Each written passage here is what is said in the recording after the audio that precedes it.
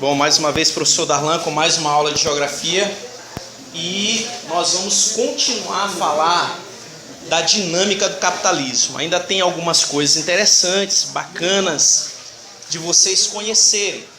Então nós estamos falando aqui da penúltima fase que os autores chamam dessa dinâmica do capitalismo, que é o chamado capitalismo financeiro, não é isso? Capitalismo financeiro. Bom, na última aula eu comecei a falar para vocês sobre o capitalismo financeiro. E eu disse, entre outras coisas que eu compartilhei aqui com vocês de conhecimento, eu falei para vocês que o capitalismo financeiro é essa fase altamente dinâmica do capitalismo, em que entra o fator capital mesmo, porque aqui vai entrar principalmente os bancos. E vejam que frequentemente hoje, ainda hoje, há uma prevalência deste capitalismo financeiro.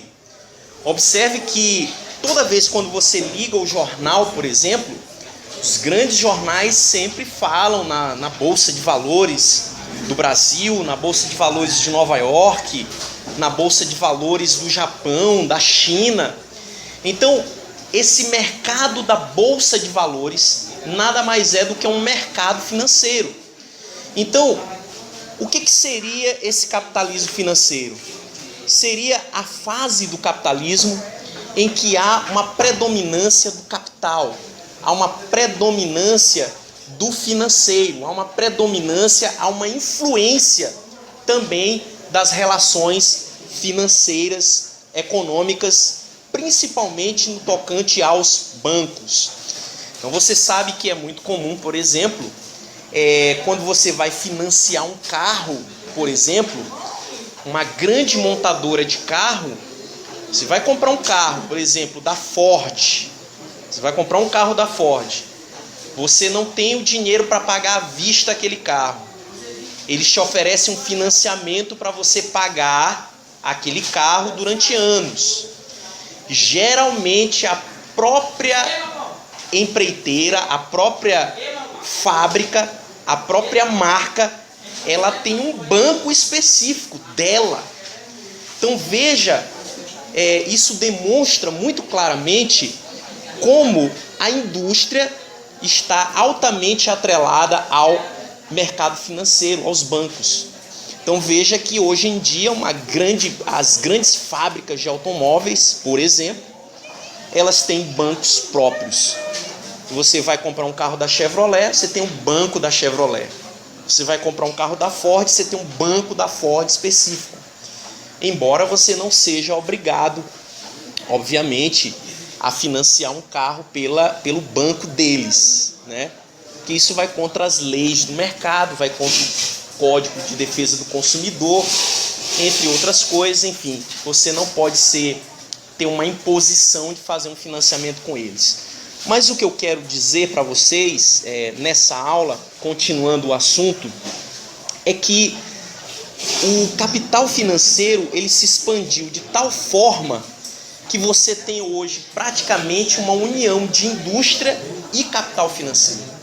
Então uma coisa não está distante da outra. Você tem uma grande indústria, uma grande empresa, essa empresa geralmente tem um grande capital investido. Essa empresa tem ações na Bolsa de Valores e essas ações, conforme o mercado de capital, elas ou valorizam ou se desvalorizam. Então as pessoas compram ações, as pessoas vendem ações. As ações podem se valorizar ou as ações elas podem se desvalorizar. Então essa é uma característica do capitalismo financeiro. Essa é uma característica desse mercado financeiro, dessa dinâmica que o capitalismo tem hoje. Bom, outra situação interessante dessa fase do capitalismo é a formação de monopólios e oligopólios. Outra coisa interessante dentro desse contexto é a formação de monopólios e oligopólios. Darlan, o que significa isso? Monopólios, como o próprio nome já diz, vai pelo nome. A dica que eu te dou é, vai pelo nome. Pólio aí significa poder, né? Poder. Monopólio é o poder nas mãos de um. Então, monopólio nada mais é, meu querido aluno, do que uma fábrica, uma indústria, uma empresa, uma companhia, ou até mesmo um grupo de empresas dominarem certa fatia do mercado, ou certo nicho do mercado, e eles têm um monopólio. Isso é uma coisa que hoje em dia é temida pelos economistas, não é bem-vinda também pela maioria das economias hoje, porque é algo que vai contra, na verdade, as leis de mercado. O mercado ele vive da chamada concorrência. Se você tem um monopólio, você não tem concorrência. Você tem uma pessoa com poder. Você tem uma pessoa determinando os preços do produto. Você tem uma empresa determinando aquele produto, o modelo do produto, o valor do produto, e isso não é interessante para os mercados atuais. Mas nessa fase aqui do capitalismo que eu estou comentando agora, foi muito comum a formação desses monopólios e oligopólios. Oligopólios, ele é semelhante ao monopólio, mas aí está se referindo a uma união, uma junção. Oligo significa junção, ou seja, é um mercado de poucos. Então, poucos, através das suas ligações, poucos, através dos seus esquemas, possuem todo o mercado. Então, tanto os monopólios quanto os oligopólios na atualidade, eles não são bem-vindos dentro da geografia econômica. Mas o fato é que se formaram vários monopólios e oligopólios conforme a indústria foi evoluindo, conforme as tecnologias foram avançando e conforme o mercado financeiro também foi cada vez mais evoluindo, cada vez mais se especializando. Também, pessoal, é importante aqui frisar que dentro desse contexto surgem as grandes, como é que eu posso falar aqui? Surgem as grandes empresas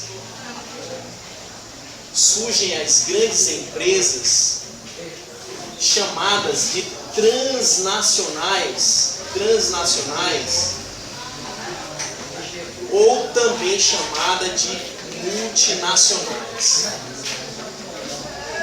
Transnacionais ou multinacionais. Ou seja, nesse período, pessoal, as indústrias, elas se especializaram tanto, as empresas se especializaram tanto, que sentiram e produziram tanto também uma necessidade constante de aumentar a produção e também um aumento constante da demanda, que essas empresas elas não mais se restringiram ao país de origem delas. Houve uma necessidade delas expandirem os seus negócios, delas expandirem a sua produção, delas expandirem o seu mercado para outros países. E de fato esse processo, a partir daí, dessa fase do capitalismo, a partir daí esse processo ele foi constante, ele não termina aqui. A gente não pode pensar também nas fases do capitalismo ou na dinâmica do capitalismo, como o próprio nome fala, né? Dinâmica do capitalismo. Eu já estou falando aqui a deixa. Quer dizer, as fases elas não são estáticas, elas não param. Elas não iniciam aqui, terminam aqui e nada mais acontece. Por isso que eu chamo de dinâmica do capitalismo, porque ocorre um fato, ocorre uma coisa e isso transforma o espaço geográfico. Galera, quando eu falo em geografia, quando eu falo desses temas com vocês sempre tem que ter em mente o objeto de estudo da geografia, que é o espaço geográfico. Então não faz sentido eu falar de um fenômeno específico se eu não relacionar isso à transformação do espaço. Então o que acontece aqui? As empresas, a partir daí, com esse crescimento da demanda, com esse crescimento da produção, elas vão ultrapassar as suas fronteiras. Elas vão para outros países. Darlan, por que isso aconteceu? Você tem que gravar que basicamente esse processo se deu em razão da busca constante por mão de obra barata e em razão da busca constante de matéria-prima barata. Então, duas coisas são interessantes aqui. Matéria-prima barata. Geralmente essas empresas multinacionais vão para países pobres ou subdesenvolvidos, que geralmente o trabalhador é explorado, ou seja, vende a sua mão de obra mais barata, isso gera mais lucros. Ou ela vai em busca, nesses mesmos países, por matéria-prima mais barata, abundante, barata e que não precise gastar com transporte. Isso tudo, galera, gera mais lucros para essas empresas, gera mais lucros para esse tipo de indústria que eu chamo de multinacional. Então, para você ter ideia, esse processo ele não para, ele começa aqui, tá certo? E eu estou falando aqui de começo do século XIX e também durante todo o século XIX, na verdade, eu vou ter essa dinâmica aí do capitalismo financeiro e vou ter também essas multinacionais em busca também de novos mercados. Então, eu ia esquecendo de falar esse fator. O terceiro fator seria esse. Você tem matéria-prima barata, você tem mão de obra barata e você tem um grande mercado consumidor, uma massa muito grande de consumidores que vão comprar estes produtos, beleza?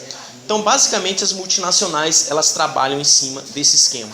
Darlan, só para dar exemplo para vocês e por curiosidade, que também é muito legal, muito interessante, eu trouxe para vocês aqui alguns exemplos de multinacionais que existem até hoje e o surgimento delas. A mais importante que você conhece, só para exemplificar, a Coca-Cola. É uma empresa multinacional que surgiu em 1886, pessoal. Olha só, final do século XIX. E até hoje a gente compra Coca-Cola, a gente toma Coca-Cola, a gente usa produtos que tem a marca Coca-Cola, por exemplo, como calça, jeans, tênis, camisa, enfim. A Coca-Cola não é só uma multinacional, e isso também faz parte dessa evolução do capitalismo. Essas empresas, elas muitas das vezes elas não ficam só num ramo, ficam só num produto específico. Mas a Coca-Cola, ela se expande também. A Fiat, também tão conhecida, que tem em cada canto. Assim, esquecendo aqui, a Coca-Cola, 1886, é uma indústria americana, surgiu nos Estados Unidos. A Fiat surgiu no ano de 1899 e é uma indústria italiana, é da Itália, a Fiat. Então você tem aí os carros da Fiat até hoje, né? Então eu trouxe para vocês as multinacionais mais conhecidas, para vocês terem a noção de que esse processo já vem de muito tempo. Quer dizer, a influência delas dentro do mercado é muito grande. Outra, a IBM, a maior e mais famosa empresa, indústria de computadores, de notebooks, etc. Ela data, pessoal, de 1911. E ela surgiu também nos Estados Unidos. Então, olha só, a gente está em 2015, 2016, e olha quanto tempo já existe computador, quanto tempo existem empresas que já começaram a desenvolver uma indústria, uma tecnologia voltada para a automatização. É muito tempo, né? 1911 é muito tempo. Outra, pessoal, a Nestlé também, famosa. A Nestlé, ela data de 1866 E claro, só poderia surgir nesse país aqui, ó, só poderia surgir na Suíça, onde você tem a produção dos chocolates mais deliciosos do mundo, mais cobiçados do mundo. Isso em razão pela tradição, né, daquele país e principalmente pelo desenvolvimento de uma empresa dessa, tá bom? Que é a Nestlé. E finalmente o último exemplo que eu trouxe para vocês é a Siemens. A Siemens, que não está tão falada assim nesses últimos tempos, mas já foi muito falada.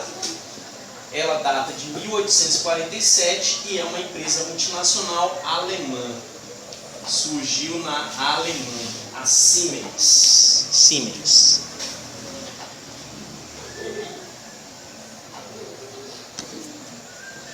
Beleza. Então, pessoal, qual é a conclusão que a gente tira desse período aí de capitalismo financeiro?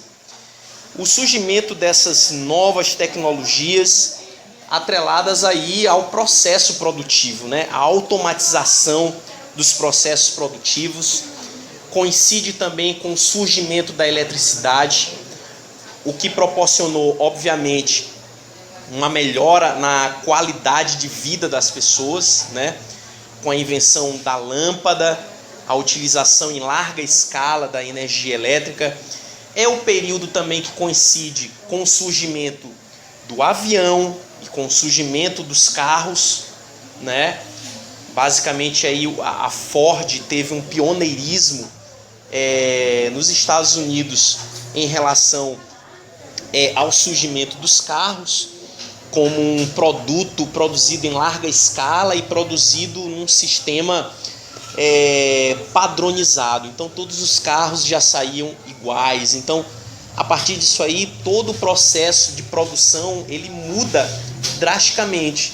Então as empresas começam a produzir produtos em larga escala e produtos semelhantes, produtos com um padrão específico, beleza? Com um modelo específico, com um padrão específico. Também coincide com o surgimento aí dos aviões, da indústria aérea, e um pouco tempo depois a gente pode falar até em indústria aérea espacial. Então vejam que a partir do século XIX e até hoje nós tivemos assim um salto imenso em relação a conhecimento, em relação à ciência, em relação à tecnologia, graças talvez graças a essa dinâmica do capitalismo que une capital financeiro à indústria. Então é aquilo que eu falei para vocês, não dá para você dissociar, você não pode ter indústria sem ter capital. Um dos pré-requisitos para você ter empresa, ter indústria, é você ter capital financeiro. Então você se atrelar essas duas coisas, você vai ter uma evolução. Beleza? Darlan, o que mais de importante tem aí nesse período? Tem mais coisa também importante. Olha só, as empresas multinacionais expandindo-se dessa forma, buscando matéria-prima barata, buscando mão de obra barata. Eu vou te fazer uma pergunta. Para onde será que essas indústrias multinacionais que surgiram em países desenvolvidos, países ricos, países com um avanço tecnológico, cultural, etc., para onde essas indústrias elas vão expandir o seu capital, a sua área de influência? Para onde?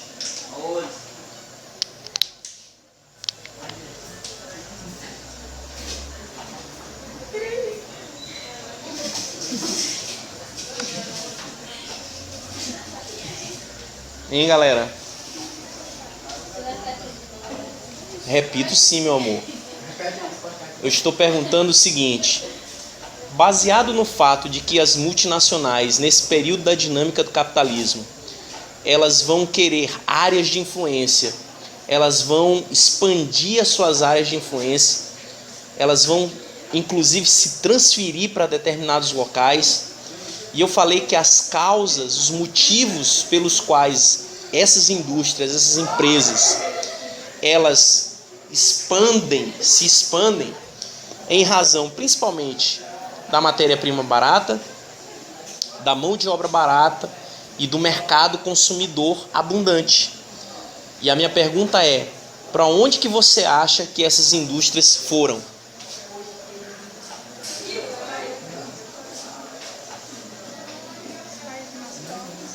Beleza, países mais pobres. Excelente resposta. Por quê? Porque tem a mão de obra barata. Porque o que mais? Tem matéria-prima abundante. São elas que fornecem sempre foram. No período colonial, forneciam o quê?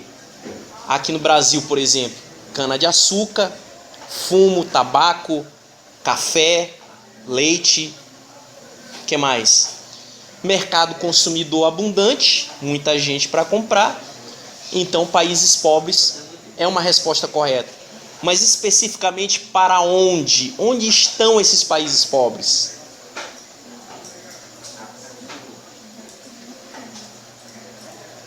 Onde estão localizados esses países pobres dentro desse contexto? É a pergunta que cai em prova, é a pergunta que cai em concurso público. Eles vão se expandir, pessoal, sobretudo para a Ásia e África. Então são os dois continentes que vão ser atingidos ou vão ser o alvo principal dessas multinacionais.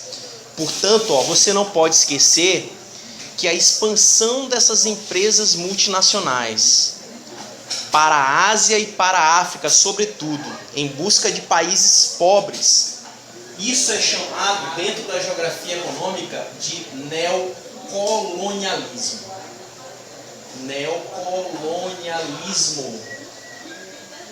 Então, quando você vê em prova essa expressão neocolonialismo, você vai automaticamente pensar em quê?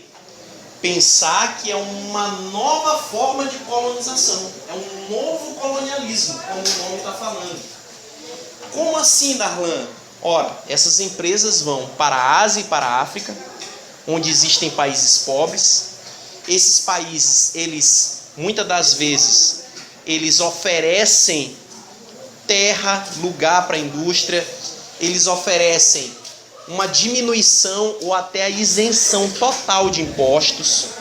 Muitas das vezes aquele país, aquele lugar querendo se industrializar, querendo evoluir tecnologicamente, eles inclusive tiram até recurso deles mesmos para a implantação dessas indústrias. O que faz com que esses países pobres fiquem cada vez mais dependentes de quê? Do capital financeiro, e fiquem cada vez mais dependentes dessas empresas multinacionais. Beleza? Na próxima aula a gente continua. Até a próxima!